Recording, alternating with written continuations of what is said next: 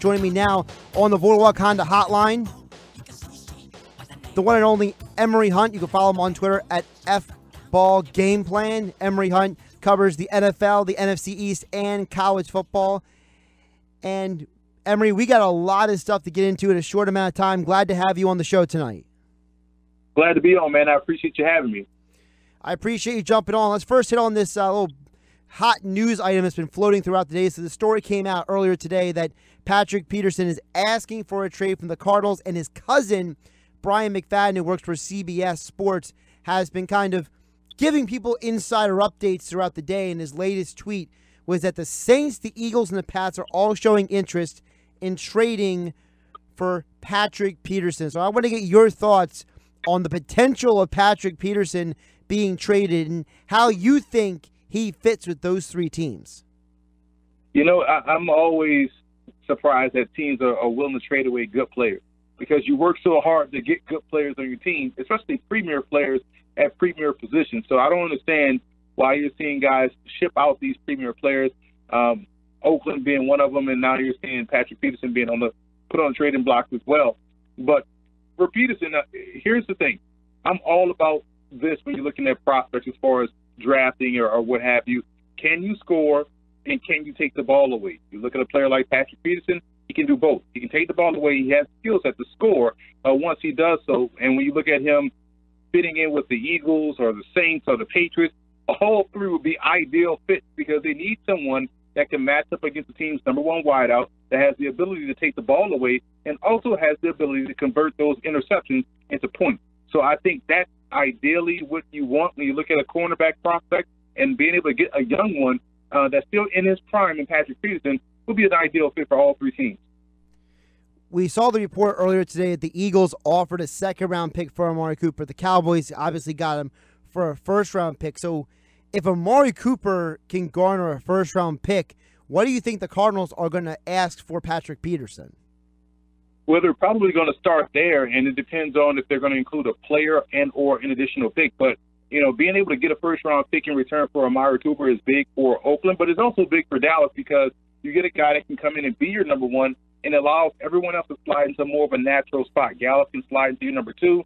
Cole Beasley can be your pseudo number two, number three in the slot. So it opens up their offense once again because they have a quarterback in Dak Prescott that's very good as far as throwing those short to intermediate routes. They also have a very good running back as well. And when you combine that with Amari Cooper, now you can still develop your tight end group, which is young. I think that's a big trade for Dallas. I know everyone is focused on a first-round pick, but if you're going to trade Patrick Peterson, I would probably start at a first-round pick and then work my way down from there. So let's focus on the NFC East here. So the Cowboys lose yesterday. They get Amari Cooper today. So Amari Cooper now is going to have 2 straight bye weeks. Very unusual for any player in the middle of a season to have 2 full rest weeks. Do you think by the time that bye week is done, when the Cowboys play the Titans, how do you think Amari Cooper is going to work into that Cowboys offense? I think he's going to do fine, man. I think that's the one piece that Dallas was missing, someone that commands respect from opponents. And I think when you line up Amari Cooper out there, that's going to give Michael Gallup and Cole Beasley more one-on-one opportunities to shake free and be successful. And it's also going to give Dallas a legit deep threat downfield as far as Amari Cooper is concerned. I know people are going to focus on the numbers and drop rate and all these other, cool stats that they come up with, right? But Amari Cooper is still a very good football player. And the last time I checked, there's no downside to adding more good football players on your team. I think Dallas did a good job here and just increasing the talent level at a position of need on their offense, which is still trying to find its way, replacing guys like Dez Bryant and Jason Witten. And so adding Cooper along with Gallup and Beasley and that young tight end group is going to add more punch to this passing game, I believe. Does Amari Cooper's issue with drops the last few years bother you at all, or do you think that might have also been a product of the kind of team that he was on? I think no 2 drops are the same. Every drop tells a story, just like every sack, every interception. So I also want to look at who's grading these drops, and so if I hate this statement that the customer's always right, because it's the same statement that coaches made a while back, or if you get your hand on it, you should catch it. Well, not everything is catchable. That's just not realistic, and the customer is not always right. So when you look at that drop scenario for Amari Cooper, this is something that's just new. So I think when you look at him getting his confidence back and being more in tune to what's going on offensively, he's still one of the better receivers in the game. He was one of the better prospects coming out of college. He didn't have these issues in college. We've seen premier players have issues with drops. Terrell Owens, Jerry Rice early in his career. So we've seen this before. It's not like this guy has bad hands. Julio Jones is another one that has the case of the drop. So Amari Cooper is more good than bad, and I think people need to stop overreacting to these new situational stats that have come out. So right now, the Cowboys are 3-4. The Eagles are 3-4. Both of them are behind the Redskins. As of this moment, which of those two teams do you look at and say they are the more likely team to be contending with the Redskins down the road in the division? That's a great question because you could legitimately make a case for both Dallas and Philadelphia. I think what helps Dallas in this case is the fact they have a consistent running game. Their defense is just as good now as Philly's defense. So that right there is equal on both sides. I think the running game is what gives Dallas the edge in this case because right now that offense is going through Carson Wentz, who's playing out of his mind, considering he's coming back from an injury. He's actually been playing great football and has carried this offense more so than people are giving him credit for, but they still don't have that knockout punch in the backfield. And I think that's going to hurt them until they get that guy. So right now, I would say Dallas has a bit of an edge over Philly to knock off Washington.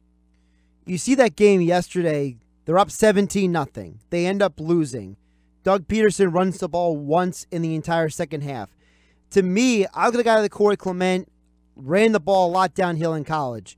Adams ran the ball a lot downhill in college, yet he doesn't use them to burn the clock. So do you believe that Doug Peterson doesn't trust those guys, or is Doug Peterson just a little bit too obsessed with the passing game? I think Doug Peterson is thinking the right way as far as he's thinking players, not plays. And so in his mind, to go to what you said earlier about him not trusting those guys, he probably feels more comfortable with the ball in the hands of Carson Wentz than he does in the belly of those guys in Clement, Smallwood, and Adams. So I think until they get a premier player, a guy that they can trust, they had one last year in LeGarrette Blount, then maybe this is a different story or conversation we're having. But I think right now it's not out of place to say that the ball is probably best in Carson Wentz's hands, considering how he's played the last 3 weeks, juxtaposed in the belly of Corey Clement, Smallwood, or Adams. Because again, in order to be a threat in the backfield, you just can't run the football for the sake of running the football. If they beat you to the spot, you're dead in the water. It's almost like the Chicago Bears. Once they realize their offense should go through Tariq Cohen and not Jordan Howard, they'll be much better offensively. But until they realize that, if they continue to play like they played the last 2 weeks trying to go through Jordan Howard, they're going to still have the same offensive struggle. So I think by Peterson's approach, thinking like, hey, Carson Wentz is our quarterback. He's been great the last 3 weeks. He's making smart decisions with the football. He's throwing the football accurately, and he still has the element of escapability as the weeks move on because he's getting healthier and healthier. So why not keep the ball in his hands and allow him to make the decision to make the plays? And it would have paid off for him, but unfortunately that's how the ball bounces. I don't blame him for not going to those backs. I like how he's trusting the better player with the football. Emory Hunt joining us on the Boardwalk Honda hotline here on 97.3 ESPN. You can follow him on Twitter at FBallGamePlan. That's FBallGamePlan. Emory, give the listeners a little insight into this, because I'm wondering, you played running back in college. You've been through the grind of the practice and the game day. When you got a situation like that and your team is up 17-0 and your coach is not calling your number, what do you think is going into that? Is that something because of practice? Is that because of something happened in the past? As a former running back, what is your perspective on that situation? It's tough because as a running back, you always want the ball, and that's easy. You always want the ball. You always feel as though you can make that play. I just feel as though you have to understand why coach is not going to you in that situation, and that's something that's going to require you to be introspective. Maybe I have to do a better job of pass protection. Maybe I have to catch the football better. Maybe when I do get my opportunity, I have to make a play to make him go to me as far as a player in that situation. So I think a lot of it is introspective and trying to turn this slight, so to speak, into a positive, and that way you get the ball more in those crucial situations. Let's look at the team that's leading the NFC East now, the Washington Redskins Emory, they're only +5 in the plus-minus differential, but yet they're 4-2. So how are the Redskins at this place of 4-2 when they're a team that legitimately isn't really scoring that much? Because football is all about control, and what they're doing is a great job of controlling, and that's run game and defense. People knocked me earlier in the season when I talked about Adrian Peterson being a factor on this team and having something left, and that's exactly what he has been. Right now, the Redskins are doing a great job in controlling the clock and controlling the pace on offense. They're playing efficient football, but defensively, like I talked about in the preseason, that defensive line is outstanding. That front seven is ferocious. They are also controlling the line of scrimmage, and they're stopping the run. They're getting off the field on third down. They're not giving up a lot of points on defense, so it allows them to play a safe, efficient game on offense. They're playing essentially the Alex Smith offense, and if you can play great defense and have control on offense with your ground game, it's a winning formula in this league. It's a winning formula in football. Whether you're playing high school ball or college ball or pro ball, that's the formula to win. It's all about control, and the Redskins are doing a great job of playing controlled football. What is your perspective on Adrian Peterson at this point? Obviously, he's not peak Adrian Peterson anymore. Part of that is age, part of that is injuries. But, what is your perspective of him at this point? What do you think is fair expectations of an Adrian Peterson at this stage of his career? I still think he can average 75 yards a game, and I called for him early in the season or when he got signed with the Redskins to go over 1,000 yards between that 1,100 and 1,200 range.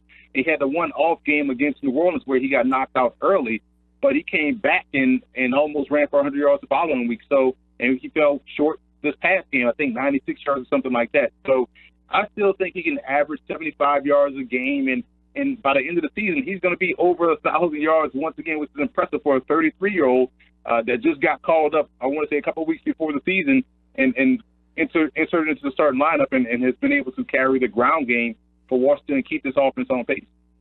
All right, I got the most subjective question I'm going to ask you all day, and that is, I've had a lot of conversation with people over the last month and a half about what Adrian Peterson's place in NFL history is. So among all the running backs to play in the NFL, what kind of range are you putting AP in? Is he a top 5, a top 10, or a top 15 running back in NFL history?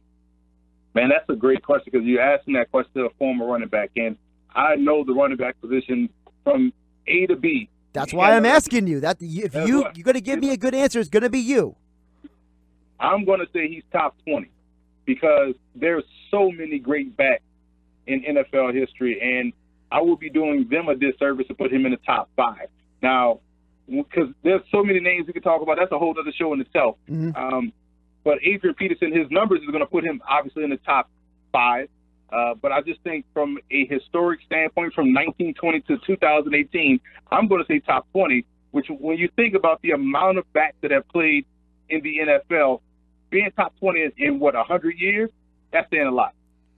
Yeah, see, because for me, the top 10 is almost like a holy grail because you look at some of the guys in the top 10 all time, the Walter Paytons, the Barry Sanders, Eric Dickerson doesn't get enough love, Tony Dorsett.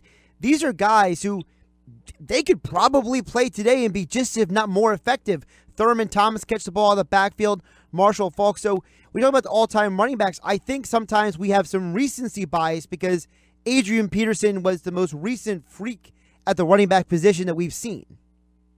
Exactly, and you talk about guys that he has passed on his list. Guys like Herschel Walker, that's a favorite of mine. You talk about Leroy Kelly, who's in the Hall of Fame. Those guys are on, Joe Perry, Joe the Jet Perry that played with San Francisco. You talk about his numbers. When he retired, he was in the top 10, and he retired in 1960-something. So that right there is elite when you think about it. So, yeah, a lot of people have recency bias, and, no one brings up how great of a back Warwick Dunn was or how great of a back, Tiki Bar was late in his career, or even O.J. Anderson. People forget about him, and when he retired, and he's still top 30 with over 10,000 yards. So, I like I said, top 20 for me for Adrian Peterson because when you think about some great backs, man, even if you want to talk about Bo Jackson, he didn't have the longevity, but, man, you can't tell me you wouldn't take Bo Jackson over Adrian Peterson, So if it was just strictly off talent alone. So there's a lot of great backs in NFL history, but top 20 in 100 years, definitely worthy of it. Yeah, Herschel Walker physically might be able to still play in the NFL in his 50s. I mean, that guy is in amazing shape. He's a freak. So, I mean, I think sometimes we forget about history when it comes to all sports. Let's go to the present now. A guy who's playing for the Giants tonight. Of course, folks can hear all the action of Giants versus Falcons right here on 97.3 ESPN. Coverage begins at 8 o'clock. Saquon Barkley. The guy has just been amazing, and he's on a team with a mediocre to just poor offensive line. What is your perspective on Saquon Barkley? Because for so far, I feel like he is turning into the superstar of the Giants.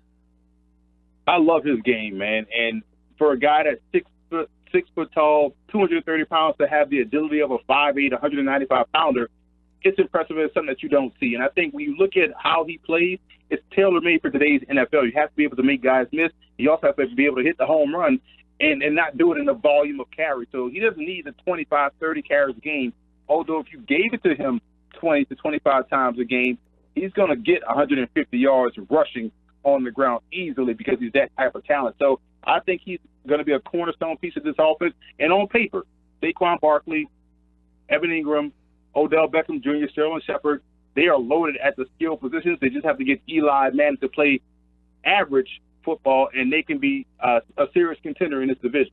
What do you credit the issues with Manning playing quarterback? Is it the offensive line? Is it the play calling from Shermer and Shula?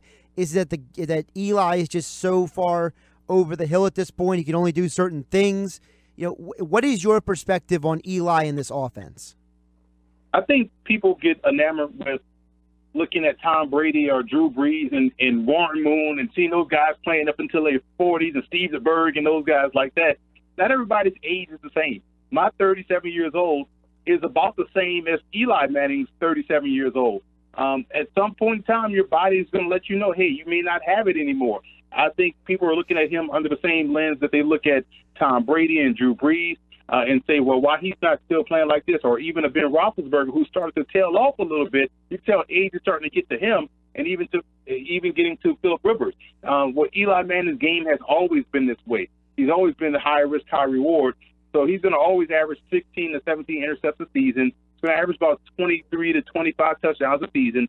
So that's his game. It's not like he's doing anything new. He's played this way a long time. It's just that we are so focused on two special moments in the playoffs and in the Super Bowl for Eli Manning and ignoring the rest of his career. I think he's playing along what he's done his entire time in the NFL, and it's just starting to showcase itself more because the Giants aren't winning, and that's been the biggest issue.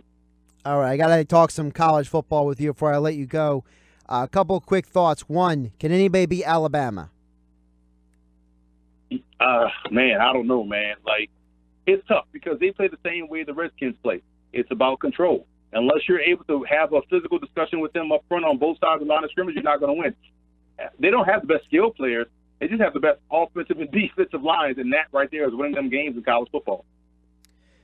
Justin Herbert was considered one of the best quarterbacks coming out, but now there's talk that he may stay in college one more year. So you think that's a good thing or a bad thing for a guy like him? Well, it depends. If you're projected to go in the top 10, I would say leave college right away because you never will replace that value. We've seen quarterbacks go back and lose value. We've seen that with Matt Barkley. We've seen that with Matt Leinart. We saw with Cordell Jones. I felt as though he should have left after his name was hot in that playoff run because when you go back, you lose value. You got to strike when the iron is hot. And if you're talking about being a top 10 pick, then you should leave. I also feel the same way about Dwayne Haskins, who I feel as though is the best quarterback, draft-eligible quarterback in this draft, but I like him better than Herbert.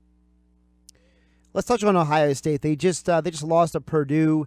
Are they still going to be able to have a shot at the college football playoff? I'm assuming that if they beat Michigan and they go undefeated through the Big Ten title game, they may still have a shot. But having that loss to Purdue is definitely a black eye on the resume. Not necessarily, because the way Purdue is playing the last 4 weeks, it's going to look like an asset. Like, hey, man, we lost to Purdue. But I do believe because they are a brand name, and we got to think in terms of the NCAA being a business and not not fair as far as who are the best 4 teams being in the playoffs. They're thinking brand name. And if Ohio State runs the table and wins the Big Ten, they are going to be in the playoffs. It's like Alabama can have 4 losses, and Alabama will be in the playoffs. because they'll make the case for Alabama being involved in the playoffs. So I think Ohio State is still in great shape now. They can't afford another loss. They have to run the table, beat Michigan, and also win the Big Ten championship game. Which conference is more likely to get left out without a team? Is it the Big 12 or the Pac-12? I think the Pac-12, because if you look at how the Pac-12 is winning or not winning, it's not been impressive. You know, Washington, I think, did the entire conference a disservice by losing to Auburn in the opener. Had they beaten Auburn, a lot of people have been talking about Washington, but you can't really trust Washington because you can't really trust Jake Browning. And that's been the biggest issue. Normally there's two teams in the Pac-12. It's usually USC, Washington, or Utah is usually that tough team that goes undefeated under Kyle Whittingham. But right now you don't really know who's the premier team. It's not Oregon. It's not Stanford. It's not Washington. So I think they get left out. You look at the Big 12. The Big 12 has Texas, they have Oklahoma, and they have West Virginia. I think any one of those three teams is from the eye test just looks better than what's being done out there on the West Coast in the Pac-12. Last but not least, I got to ask you, who's your favorite running back in college football right now? Wow, favorite running back in college football right now. You know what? It's tough. It's tough to say now, man, because I've done so much college football color commentary that I haven't been able to sit down and just watch football on a Saturday like I will do in February when I'm breaking down film. So to be honest, it's weird to say, but I don't have a favorite running back right now in college. Normally I have one right off the top of my head, but I don't. And I just don't want to say a name just for the sake of saying a name because I really don't know. All right, well, that's fair. I'll ask you again in 2 months. How about that? Perfect. I'll have some answers for you. He's Emory Hunt. Follow him on Twitter at FBallGamePlan. Lots of great NFL, NFC East college football coverage right there. He also writes for The Athletic. All kinds of great stuff. You want some real deep, juicy football information and deep content, he's got that all for you. Again, it's at FBallGamePlan on Twitter. And as all guests, Emory Hunt joined us on the Boardwalk Honda Hotline. Emory, appreciate your time on a Monday night, and hopefully the Giants give us an interesting game tonight. Hope so, man. I appreciate you having me on.